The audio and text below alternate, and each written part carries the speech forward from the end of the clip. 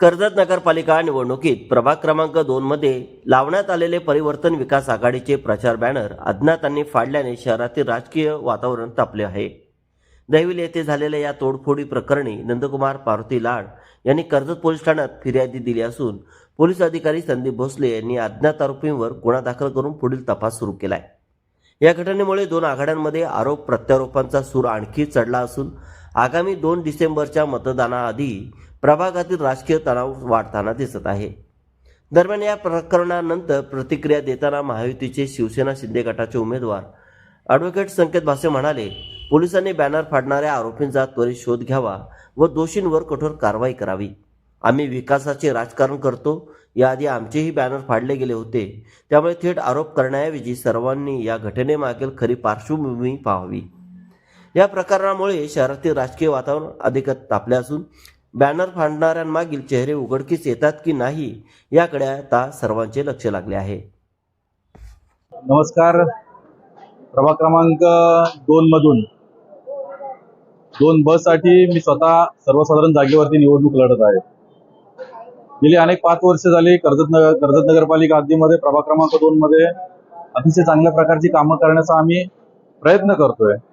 शिवसेना असेल, भारतीय जनता पक्ष असेल आणि महायुतीच्या माध्यमातून अतिशय चांगल्या प्रकारची कामं प्रभाग क्रमांक 2 मध्ये मागील 5 वर्षामध्ये आम्ही केली। दुसरी महत्त्वाची गोष्ट म्हणजे मागील 5 वर्षामध्ये संपूर्ण प्रभागामध्ये खेळीमेळीच्या वातावरणामध्ये आणि सर्व नागरिकांना विश्वासात घेऊन कामं करण्याचा प्रयत्न आम्ही त्या ठिकाणी करतोय। आम्ही जे काही राजकारण करतोय हे विकासाचं राजकारण आहे आणि विकासाच्या माध्यमातून आपल्या प्रभागाचा आणि कर्जत नगरपालिकेचा सर्वांगीण विकास कशा पद्धतीने होईल या दृष्टिकोनातून आमचा प्रयत्न असेल। आता 2 दिवसापूर्वी काल मी बातमी बघितली का बॅनर फाडण्याचा प्रकार आपल्या या प्रभागामध्ये होताना दिसतोय। मुळात कर्जत नगरपालिकेमध्ये प्रभाग क्रमांक 2 मध्ये अतिशय सुसंस्कृत वर्ग, उच्च शिक्षित वर्ग आणि सर्व प्रकारचे लोक खेळीमेळीच्या वातावरणामध्ये राहत आहेत।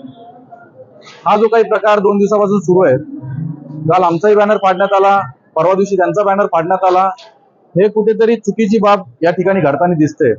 मुळात आपण विकासाचं राजकारण केलं पाहिजे, खेळीमेळीच्या वातावरणामध्ये लोकशाहीच्या मार्गाने ही निवडणूक पार पडली पाहिजे। त्यामुळे हा जो काही प्रकार कोणाच्या माध्यमातून घडत असेल हा अतिशय चुकीचा प्रकार आहे।